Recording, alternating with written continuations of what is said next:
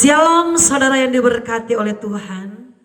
Kita akan mendengar firman Tuhan dengan tema firman Tuhan, sampai kapan harus berharap.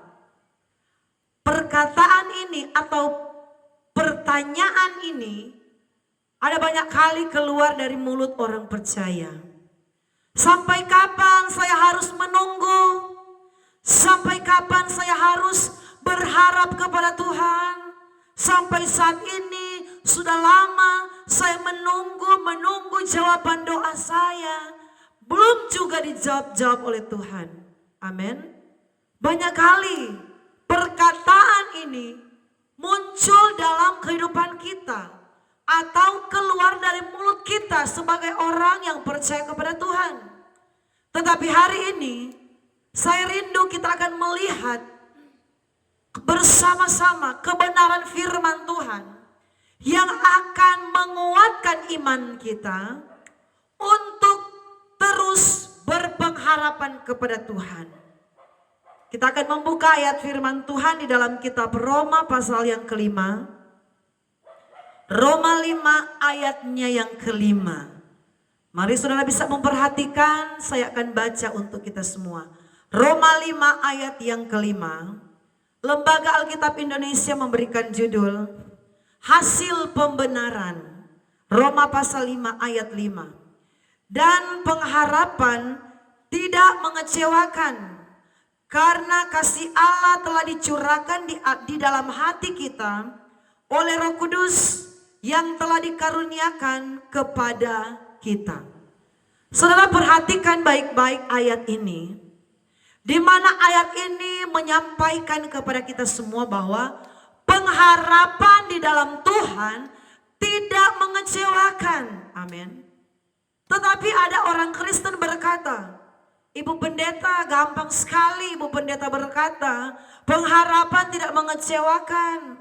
Saya yang sudah alami Ibu Pendeta, saya yang sudah merasakan bagaimana saya bergumul, bagaimana saya berdoa, bagaimana saya tetap berharap kepada Tuhan. Tapi sampai saat ini apa yang saya harapkan, apa yang saya doakan belum juga dijawab Tuhan. Amin. Apa yang saya harapkan, apa yang saya alami, yang sekian lama saya doakan kepada Tuhan, Tuhan juga belum dengar-dengar. Tuhan juga belum tunjukkan pertolongannya. Tuhan juga belum tunjukkan jawabannya. Saudaraku, kalau kita belajar percaya dan yakin dengan firman Tuhan, maka itu akan terjadi dalam hidup kita. Ayat 5 berkata, pengharapan tidak mengecewakan, karena kasih Allah telah dicurahkan di dalam hati kita oleh Roh Kudus yang telah dikaruniakan kepada kita. Orang yang memiliki Roh Kudus dalam pribadinya, dia tidak akan pernah berhenti berharap kepada Tuhan. Berseru, berharap pada Yesus. Ajaib Kau Tuhan, penuh kuasa, sanggup pulihkan keadaanku. Kalau keadaan kita di hari-hari ini membuat kita seolah-olah tidak berdaya, membuat seolah-olah hampir sudah mau putus asa, mari kita pandang kepada Tuhan. Mari kita taruh pengharapan kita kepada Tuhan. Saudaraku, saya akan menyampaikan ada sebuah kesaksian. Kesaksian yang terjadi yang saya lihat. Yang saya lihat saudaraku, bagaimana Tuhan Yesus menyatakan kuasanya kepada seorang ibu yang tidak pernah berhenti berharap kepada Tuhan. Di tengah-tengah pergumulan yang dia alami, dia tidak pernah berhenti menunggu waktunya Tuhan terjadi dalam hidupnya. Saudaraku, ceritanya seperti ini. Seorang ibu ini, suaminya ketika mendapatkan satu jabatan yang sangat tinggi, Di dalam satu pekerjaannya, apa yang terjadi? Suaminya itu berselingkuh dengan orang lain. Jadi saudaraku, ibu ini mengalami pergumulan di mana suaminya ketika sudah dipromosikan Tuhan, ketika jabatannya naik, karirnya saudaraku diangkat Tuhan, dia berselingkuh dengan perempuan yang lain. Ini kisah nyata dan pernah terjadi di Jayapura. Walaupun saya tidak sebutkan nama siapa orang tersebut. Saudaraku, di tengah-tengah pergumulan yang dia alami ini bukan gampang. Ketika dia tahu bahwa suaminya ini berselingkuh dengan perempuan yang lain. Apa yang terjadi saudaraku? Suaminya ini meninggalkan dia. Suaminya ini meninggalkan dia, meninggalkan istrinya, atau meninggalkan ibu ini saudaraku yang saya sampaikan. Dan pergi bersama-sama dengan perempuan ini atau selingkuhannya. Saudaraku, bukan waktu yang lama ibu ini tetap setia kepada Tuhan. Dia tetap melayani Tuhan sebagai majelis dalam satu gereja saudaraku. Dia tetap setia menjalankan tanggung jawabnya. Dia tidak berputus asa. Walaupun saudaraku tekanan yang berat, walaupun rasa sakit hati yang dia alami, sangat dia rasakan namanya suaminya yang mengkhianati dia, yang menyakiti dia. Apalagi saudaraku bukan hanya sekedar berselingkuh, tetapi meninggalkan dia, pergi bersama perempuan selingkuhannya. Sampai maaf bicara, perempuan selingkuhan dari suami ibu ini dapat anak saudaraku. Jadi suaminya berselingkuh dan saudaraku hasil perselingkuhan mereka lahirlah seorang anak. Jadi saudaraku di tengah-tengah rasa keputusasaan ibu ini, di tengah-tengah rasa kekecewaan dia terhadap suaminya, dia tidak pernah berhenti berharap kepada Tuhan. Banyak kali kalau kami datang berkunjung di rumahnya, kami tanya bagaimana Bapak, bagaimana suaminya, itu yang dia sampaikan. Ya, sekarang sudah bertahun-tahun suaminya sudah bersama dengan perempuan yang lain. Tetapi ibu ini tetap bertahan dan tetap berharap kepada Tuhan. Ibu ini tidak ambil jalan pintas.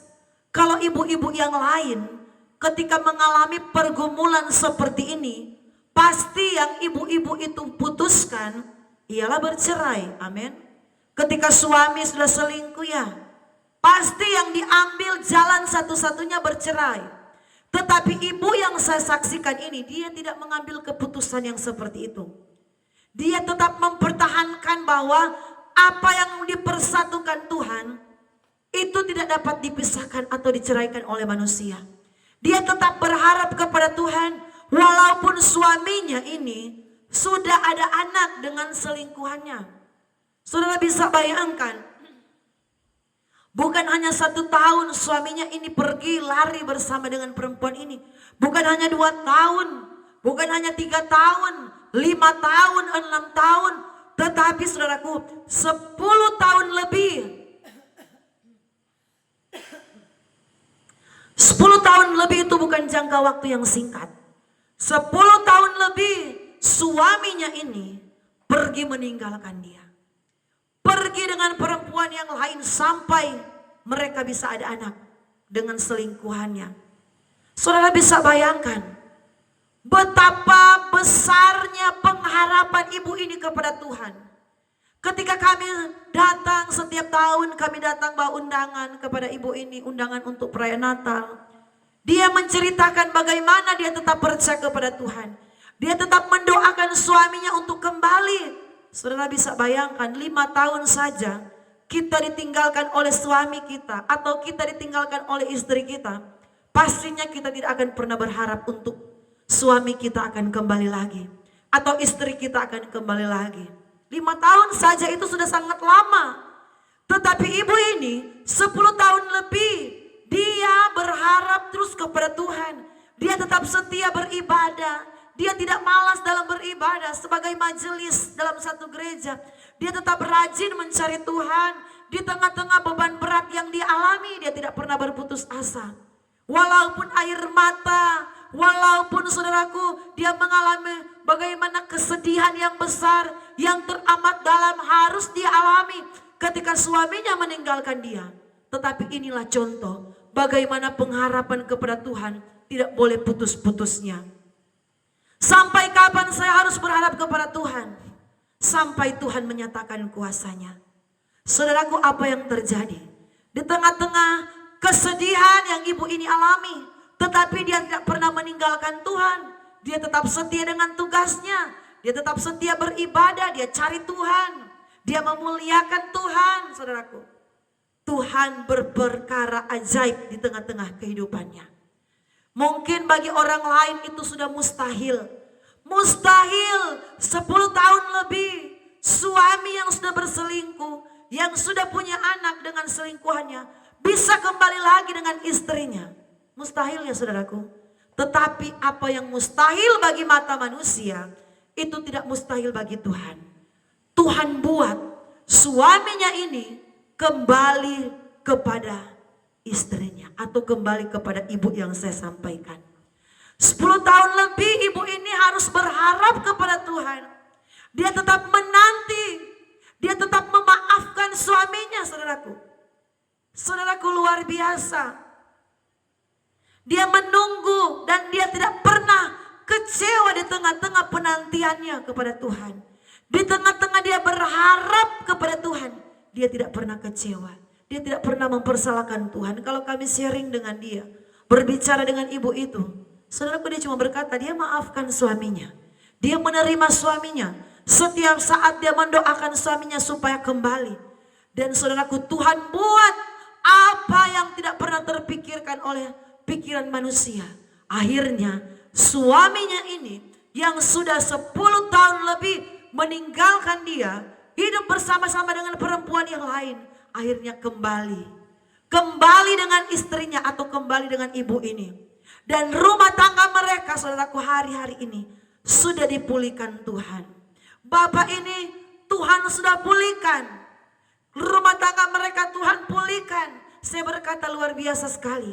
Hati dari ibu ini yang dengan penuh ketulusan menerima suaminya, yang tidak ada rasa kebencian dengan suaminya, yang sekian lama meninggalkan dia, membiarkan dia, mengecewakan dia. Tetapi ibu ini, saudaraku, dengan penuh ketulusan dia mengampuni suaminya, dan rumah tangga mereka, saudaraku, dipulihkan oleh Tuhan. Saudaraku, luar biasa. Jangan pernah berhenti berharap kepada Tuhan. Kalau hari ini kita belum melihat jawaban doa kita, jangan pernah berhenti berharap kepada Tuhan. Sudah berapa tahun kita berharap kepada Tuhan. Doa kita yang kita naikkan kepada Tuhan.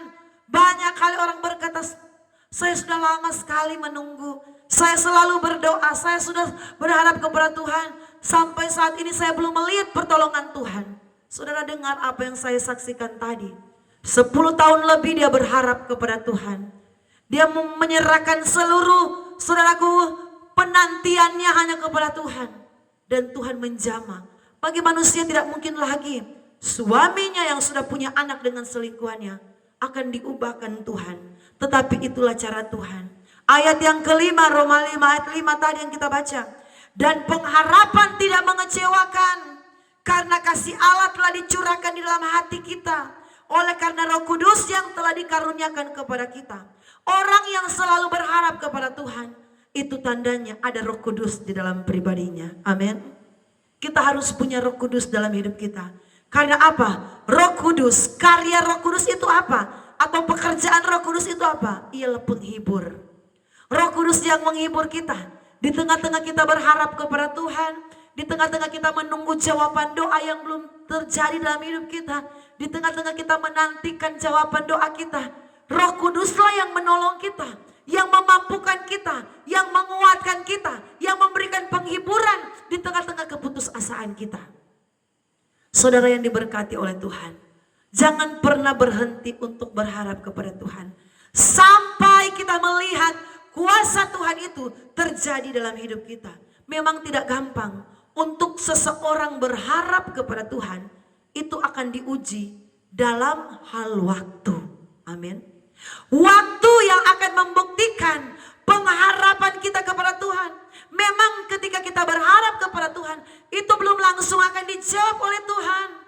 Hari ini kita berdoa dan bergumul, apa yang kita harapkan belum tentu besok akan dijawab Tuhan.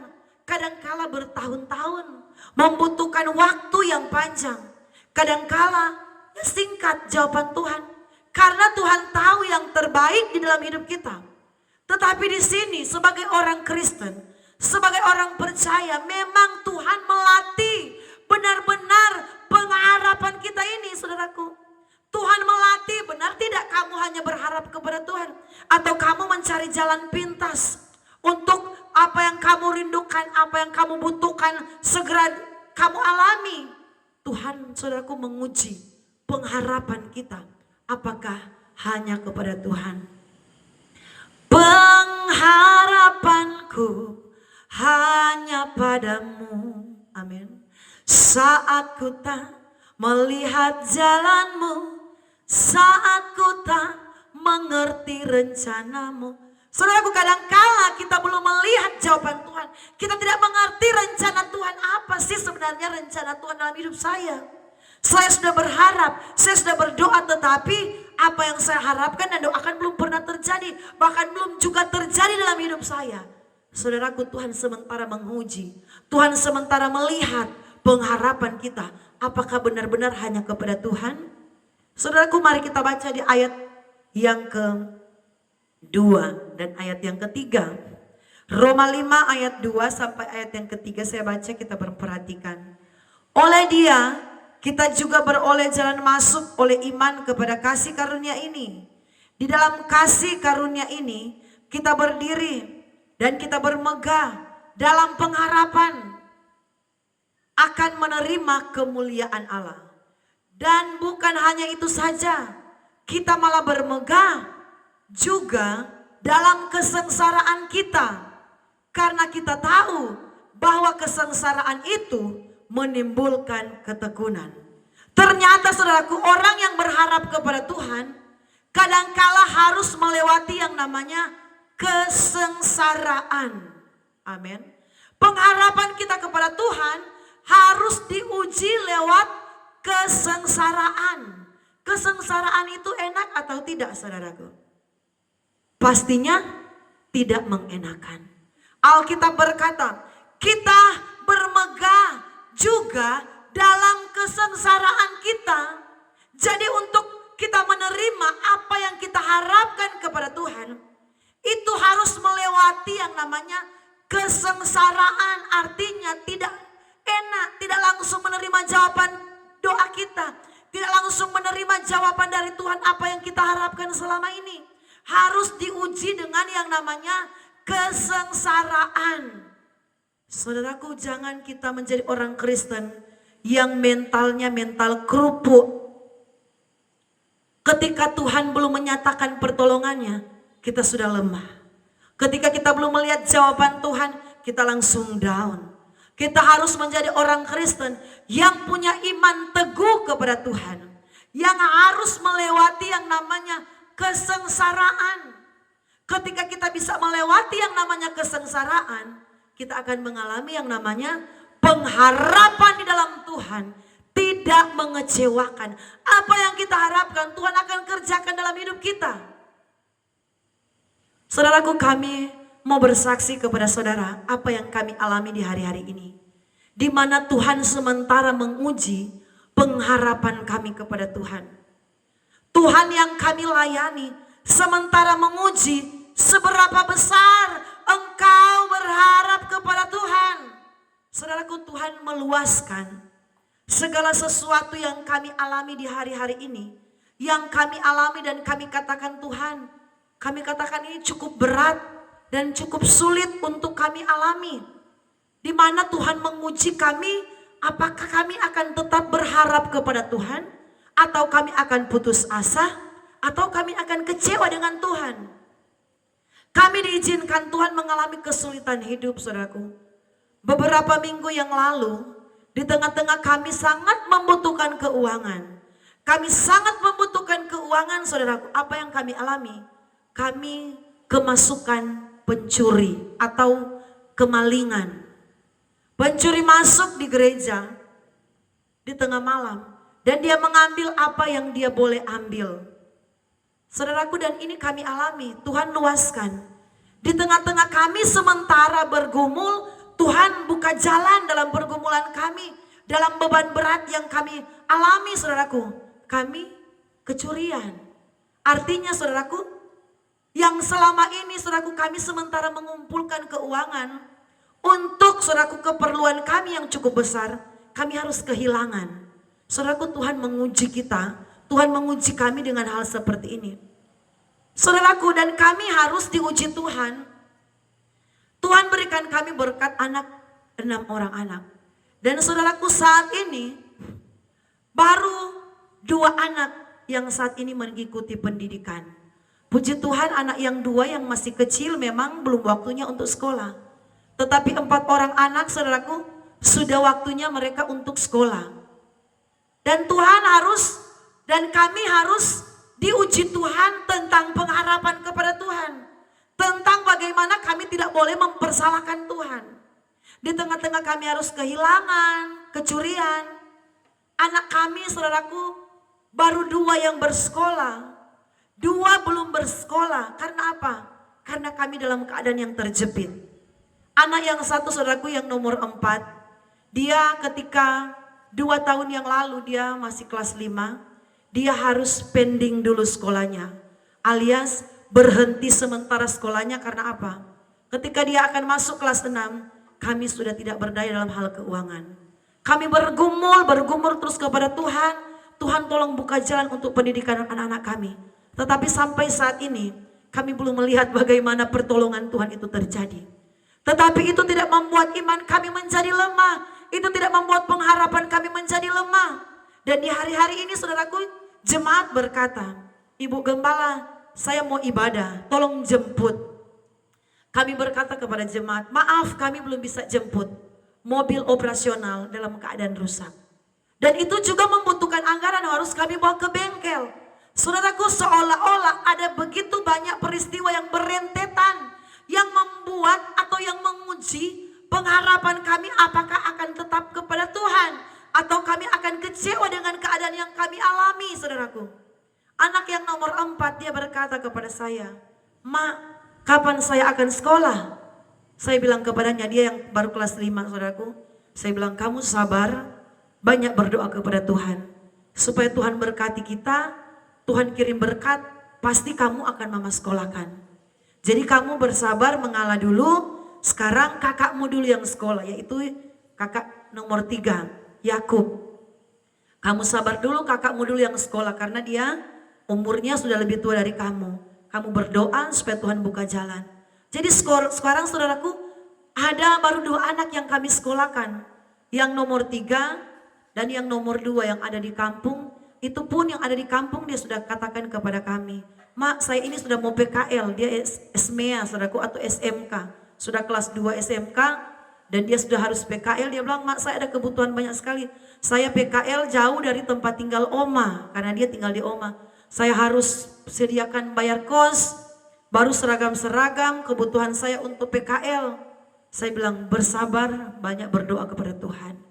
Saudaraku, di tengah-tengah kebutuhan kami, kesulitan kami yang begitu banyak yang berentetan di hari-hari ini, Tuhan menguji kami, apakah kami akan tetap berharap kepada Tuhan, ataukah kami akan mempersalahkan Tuhan, ataukah kami akan kecewa dengan Tuhan, ataukah kami akan meninggalkan Tuhan. Amin. Pengharapan kita kepada Tuhan harus melewati yang namanya kesengsaraan. Ayat firman Tuhan yang kita baca tadi.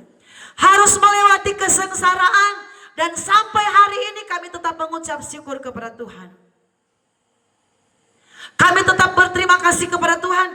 Tuhan sementara menguji pengharapan kami.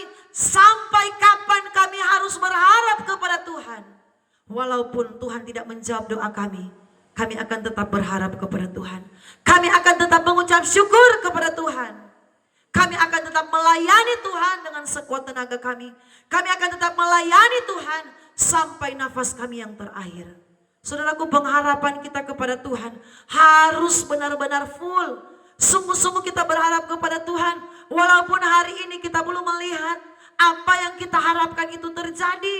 Dan itu yang kami alami. Mungkin saudara berkata, Ibu pendeta kok kenapa mengalami hal yang seperti itu?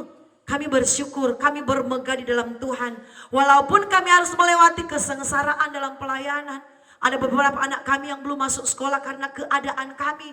Tetapi kami tidak pernah berhenti untuk melayani jemaat. Kami berusaha untuk melayani jemaat, memberikan pelayanan yang terbaik, menyampaikan firman yang murni bagi umat-umat Tuhan. Supaya mereka bertumbuh, supaya mereka kuat, iman mereka kuat dalam Tuhan. Jemaat yang kami layani supaya mereka sungguh-sungguh berharap kepada Tuhan. Walaupun jemaat yang kami layani itu belum banyak, sesuai dengan apa yang Tuhan percayakan kepada kami. Kami mau melayani Tuhan dengan segenap hati kami. Saudaraku, di sini dikatakan ayat yang ketiga. Dan bukan itu saja, kita malah bermegah juga di dalam kesengsaraan kita. Saudaraku, orang percaya, mari kita belajar bermegah di dalam kesengsaraan kita. Tuhan menguji kita. Kadangkala Tuhan luaskan. Ada begitu banyak rentetan pergumulan yang kita alami. Ada begitu banyak rentetan masalah yang kita hadapi. Apakah kita akan tetap bermegah dalam Tuhan? Amin. Apakah kita akan tetap berpengharapan kepada Tuhan? Berharap memang saudaraku sesuatu yang membutuhkan ujian iman dalam hidup kita. Sesuatu yang membutuhkan waktu. Berharap. Sampai kapan akan berharap? Kita nggak tahu kapan doa kita akan dijawab Tuhan. Benar tidak? Kita nggak tahu, kita belum tahu. Tuhan belum sampaikan. Oh, nanti bulan ini saya akan jawab doamu. Amin, saudaraku. Tuhan tidak ngomong, oh doamu, harapanmu tahun depan. Tetapi yang Tuhan inginkan, jangan berhenti berharap kepada Tuhan. Percaya sungguh kepada Tuhan. Karena apa? Kita bukan sementara berharap kepada manusia. Kita bukan sementara berharap kepada orang-orang kaya. Kita bukan sementara berharap kepada pejabat-pejabat. Tetapi kita berharap kepada Allah yang memberikan nafas kehidupan. Berarti apa? Harapan kita itu ada jaminan, saudaraku. Orang yang berharap kepada Tuhan, Alkitab berkata tidak akan dikecewakan. Saudaraku, jangan kita berhenti berharap kepada Tuhan. Jangan mempersalahkan keadaan. Jangan mempersalahkan suami, mempersalahkan istri, mempersalahkan anak-anak. Berharap saja kepada Tuhan. Asalkan berharap di dalam kesetiaan kepada Tuhan. Orang yang berharap sambil setia kepada Tuhan tidak akan dikecewakan. Karena ada juga orang Kristen, saudaraku. Dia berharap sama Tuhan. Dia berdoa kepada Tuhan supaya Tuhan berkati usahanya, berkati pergumulannya. Tuhan menolong pergumulannya. Tetapi malas ibadah. Saudaraku, saya mau katakan, pengharapan model apa itu ya? Mau berharap kepada Tuhan, selalu berdoa kepada Tuhan, tetapi malas ibadah. Kalau saya mau artikan, itu bukanlah berharap kepada Tuhan. Tetapi hanya sekedar berdoa kepada Tuhan. Hanya sekedar saja. Sekedar orang Kristen sekedar. Tetapi orang Kristen, orang percaya yang benar-benar berharap kepada Tuhan, dia akan menanti apa yang diharapkan itu dalam kesetiaan dengan Tuhan. Kalau Tuhan belum jawab doanya, dia akan tetap setia beribadah. Kalau Tuhan belum nyatakan apa yang diharapkan, dia akan tetap setia melayani. Kalau Tuhan belum dengar apa yang dia naikkan doa kepada Tuhan, dia tidak akan pernah meninggalkan Tuhan. Itu baru yang namanya pengharapan kepada Tuhan. Tetapi kalau kita berkata, saya sudah berdoa kepada Tuhan, tetapi Tuhan belum jawab, lebih baik saya tidak ibadah, lebih baik saya meninggalkan Tuhan. Itu namanya tidak ada pengharapan kepada Tuhan. Hanya kita saja yang mengaku-mengaku kita berharap kepada Tuhan. Ngaku-ngaku kita berharap kepada Tuhan, tetapi dalam tindakan yang sebenarnya kita tidak berharap kepada Tuhan. Karena apa? Tidak menanti di dalam kesetiaan. Orang yang berharap kepada Tuhan, dia menanti di dalam kesetiaan dengan Tuhan. Dia beribadah kepada Tuhan, dia memuliakan Tuhan, dia tidak pernah kecewa dengan Tuhan, mulutnya tetap memuliakan nama Tuhan. Mulutnya tetap mengucap syukur kepada Tuhan. Ayat selanjutnya, saudaraku. Ayat yang keempat. Dan ketekunan menimbulkan tahan uji. Dan tahan uji menimbulkan pengharapan. Jadi pengharapan kita kepada Tuhan akan mengalami ujian. Harus diuji lewat ketekunan. Ini yang saya sampaikan tadi. Orang yang berharap kepada Tuhan, dia akan tetap bertekun di dalam doa. Orang yang selalu berpengharapan kepada Tuhan, dia akan tetap bertekun beribadah kepada Tuhan. Bertekun memuji Tuhan. Bertekun mengucap syukur kepada Tuhan. Alkitab sudah katakan. Dan ketekunan menimbulkan tahan uji. Dan tahan uji menimbulkan pengharapan. Pengharapanku hanya padamu. Tahan uji dalam segala waktu. Amin. Sudahkah kita tahan uji dalam setiap pengharapan kita kepada Tuhan? Apa yang kita doakan, kita bertahan, kita bergumul, kita tidak kecewa, tidak mempersalahkan siapa-siapa, tetap bertekun dengan Tuhan, tetap setia dengan Tuhan. Tahan uji dalam pencobaan. Saudaraku, mari kita tahan uji dalam pencobaan. Memang tidak gampang untuk menunggu apa yang kita harapkan. Kami sudah alami. Tuhan, kami sudah berdoa. Sudah beberapa tahun kami berdoa untuk anak-anak kami. Tuhan buka jalan, Tuhan campur tangan. Kami terus berusaha dengan sekuat tenaga kami. Kami harus mengatur dengan sebaik-baiknya kehidupan kami. Mengatur dengan sebaik-baiknya keuangan kami. Supaya anak-anak kami bisa bersekolah. Tetapi saudaraku, itulah kalau memang Tuhan meluaskan, kami harus seperti ini. Kami tetap berharap kepada Tuhan. Kami percaya waktu Tuhan pasti yang terbaik. Waktu Tuhan pasti yang terbaik. Jangan berhenti untuk berharap kepada Tuhan. Percaya terus kepada Tuhan. Alkitab bilang ayat 4. Dan ketekunan menimbulkan tahan uji. Dan tahan uji menimbulkan pengharapan. Dan pengharapan, ayat 5 ayat pokok tadi. Dan pengharapan tidak mengecewakan. Tak pernah kecewa mengiring Yesus. Tak pernah kecewa, ku serahkan semua. Berjalan sertanya, semakin bahagia. Tak pernah kecewa, buat selamanya. Kita tidak akan pernah kecewa kalau kita berharap kepada Tuhan.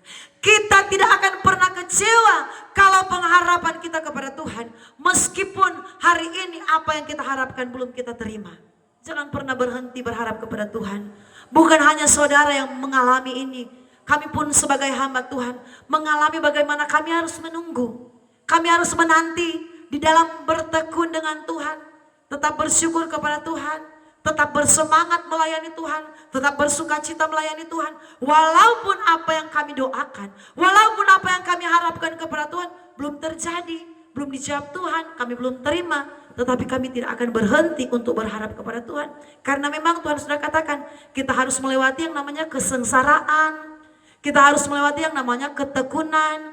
Harus tahan uji. Sehingga pengharapan di dalam Tuhan akan Tuhan kerjakan atas hidup kita. Amin. Saya berdoa supaya Tuhan menguatkan iman kita. Supaya apa yang kita harapkan itu akan terjadi atas hidup kita. Walaupun melewati begitu banyak ujian Tuhan. Melewati kesengsaraan. Harus melewati itu semua. Supaya kita bukan menjadi orang Kristen yang bermental kerupuk. Tetapi orang Kristen yang mental kuat. Mental baja. Saya berdoa untuk kita semua. Segala pujian, hormat, kemuliaan hanya bagi Engkau Yesus Kristus. Engkau yang memegang nafas hidup kami. Engkau yang membuka pintu. Alkitab berkata, apabila Tuhan membuka pintu, tidak ada satupun yang dapat menutupnya. Kami percaya tidak pernah kecewa ketika kami sungguh-sungguh berharap kepada Tuhan. Walaupun hari ini apa yang kami harapkan, kami doakan belum terjawab. Tetapi kami akan tetap bertekun di dalam Tuhan. Kami akan menanti-nantikan pertolongan Tuhan dengan kesetiaan mencari Tuhan. Setia beribadah, setia doa, setia baca Alkitab.